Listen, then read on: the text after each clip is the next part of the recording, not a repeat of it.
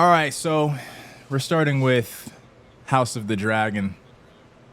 I'm going to start calling it Game of Thrones at this point because Game of Thrones prequel. I'm going to just call it Game of Thrones. This is legitimately, I'm not going to go that far. I can see at a certain point this show being better than the original series. Yeah, the writing is way better. Maybe not the OG seasons, but it has a faster tempo. Pre-season 3, no. Post-season 3, yeah, way better. They know what the and fuck it's they're close doing. with pre-season 3. They know what the Character fuck development they're is very strong. Character development is very strong. Really like the king. What's his name? Viserys? Is his name Viserys? Yeah, this was his episode. I think he's like one of the most developed characters right now. Like, I'm really rooting for him. He shined. And you were speaking to it throughout the entire episode. You were saying that he was dimensional. Explain what you were saying about that, because that was a great point. Yeah, I mean, I'm saying like I feel like he's a very three-dimensional character because he's conflicted. He feels like a real person. Like any real person in that kind of political position, you're thinking, I have to act in the interest of the people. But he's more so thinking, am I a good father? He's putting being a good father first, which that makes his position which we haven't seen in Game of Thrones, but that makes his position seem weak. To other people, he's sliding other people because he's not making the right the logical political decisions. We had a little bit of a time skip this episode, so spoilers for everyone. Where now, he had his firstborn son with Alicent, and Alicent is also pregnant with another child, which might also be a son. Mm-hmm. And everyone's expecting him to make the logical political decision is to have his son be the new heir. Right. But he doesn't want to go back on his word to Rhaenyra. Right. Rhaenyra, you can see that she's feeling very bitter. Last episode, I forget who she talked to. Was that her aunt said that, like, after a while you get bitter about how women are treated in our society. Yeah. And how they're not going to do you right. And you can see a little. She said she was going to get bitter, but a time skip has happened. And you can tell she's very angry this episode because she feels like she's just a political pawn.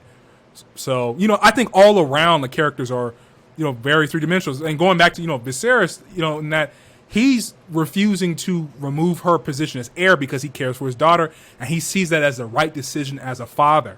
But he's conflicted. You could see it in a great actor. You could see it on his face. He is constantly pondering and wondering, do I do the logical tradition, or do I go outside of tradition to be a good father? So it's very believable and likable. But what do you think about it? And he spoke to that conflict. Because you like you said, you read it on his face throughout the entire episode, the fact that he had to make these big decisions. Right? It's always about politics. You got to play the game. And he spoke to it when he was speaking with her name is Alicent Hightower. That's her name? Alicent? Yeah, I think that's her name, Alicent. When he was speaking to her in front of the fire, he was like drunk as shit. And he was talking about the prophecy that he saw in his dream about him having the son heir.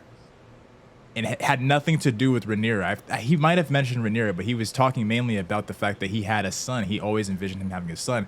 Hence why we see in the first episode why he was just so sure and dead set. And that we see that's a consistent theme throughout all of Game of Thrones, is that how does the prophecy that a character might know, how does that dictate the course of their actions? And most of the time it always leads to their downfall. So in this case of Viserys, number one, he lost his wife because he was trying to self-fulfill the prophecy. Number two, he knows about the prophecy about the winter is coming and all of that type of stuff. I wonder what types of recourse he's going to try to go about in order to make that prophecy, I guess, not come true.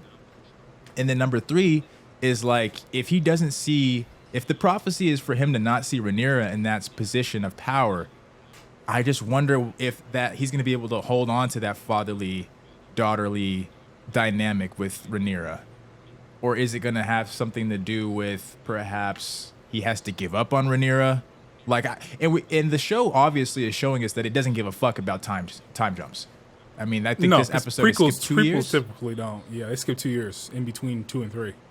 So I can see 2 or 3 years. I think actually. I can see for some reason, sometime in this season, I should say, we come into an episode and Viserys is just dead, or Viserys is just dead.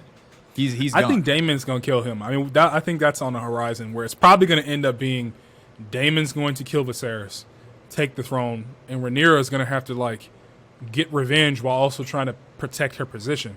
I Or can he see might kill the son. This is Game of Thrones. He might just kill him and kill his son. Because this is that Game of is Thrones. true. He could kill the son. What I think would be very interesting would be if we wake up one day in 10 episode, Viserys is dead. It's been fucking 10 years.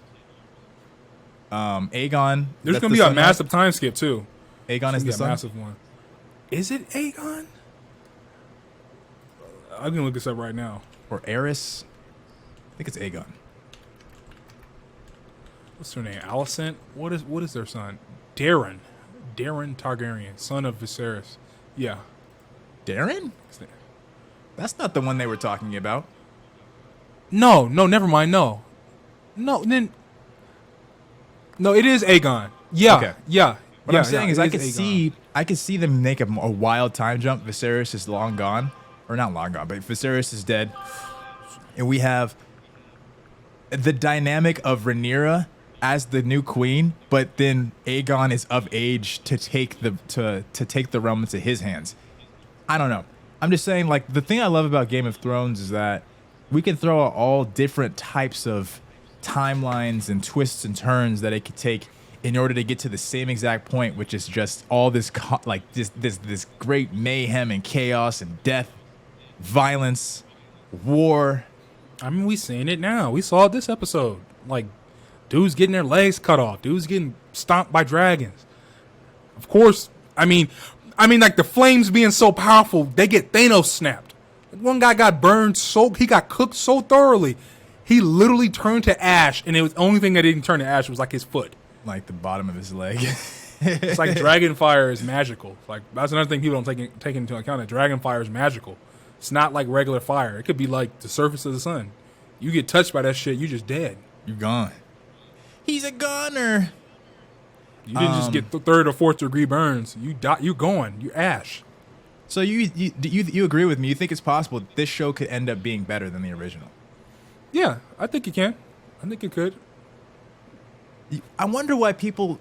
I haven't seen the numbers on how many people watched this last episode, but the first two episodes garnered over 20 million people, 20 million viewers, and this episode good. probably was around like the same numbers that we've been seeing the last couple of weeks, 10 million, around there. Why do you think people were like eager to come back? Because it left such a sour taste in our mouth after the episode. See, and after I season know 8. I know people who I've recommended it, and they're like, dude, like fuck Game of Thrones. Like, no, like we're done. Like I know a lot of people who are like that, but I don't know, man. It just was something to watch. It's like franchise. Like, people like franchise. They're like, what's that movie? Rise of Skywalker movie was garbage. People still love Star Wars. Yeah. I guess it was enough for people to ignore it. Enough for people to be like, I'll give the prequel a try. Maybe the prequel won't be bad. That's so interesting to me because there's I've seen a lot of prequels. No, you got it.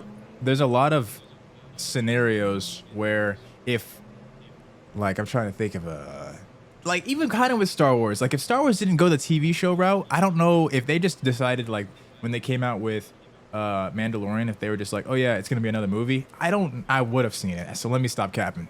But I don't know if I would have been eager to go watch it. I was hyped for House of the Dragon, and I think other people were too. I mean, 10 million viewers in the first week. Really. I wish I had a comp for that, but 10 million viewers in the first week on premiere day, that's exceptional. Pretty damn good. It's pretty damn good. You said it's 20 million this week. Remember, No, it was Rings 20 of Power million was total for the first 2 weeks. Oh, if it was like on 1 week, I'm like Rings of Power got 27. You know that show is way more expensive, so I call that a success.